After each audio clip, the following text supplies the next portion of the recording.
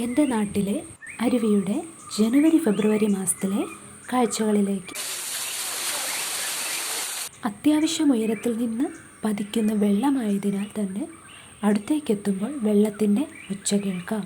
മുകളിൽ നിന്ന് താഴേക്ക് തട്ടായി പാറയിലേക്ക് വെള്ളം ചിന്നിച്ചിതറുന്ന കാഴ്ചയും കാണാൻ നല്ല രസമാണ്. ഇവിടെ നല്ലൊരു ആംബിയൻസ് തന്നെയാണ്. പ്രത്യേകിച്ച് ഫോട്ടോഷൂട്ടിന് തിരഞ്ഞെടുക്കാൻ പറ്റിയ ഒരു പ്ലേസ് തന്നെ. വെള്ളച്ചാട്ടത്തിന് മുകളിലായി നല്ലൊരു മരക്കൂട്ടത്തിൻ്റെ തണലുമുണ്ട്. ഒപ്പം തണുത്ത കാറ്റും.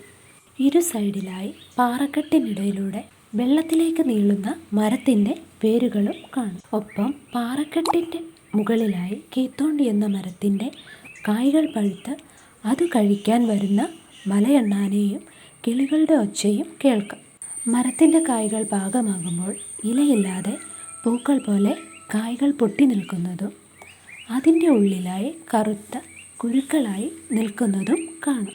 കായ്കളുടെ അരുകിലായി ചെറിയ മുള്ളു പോലെ കാണും.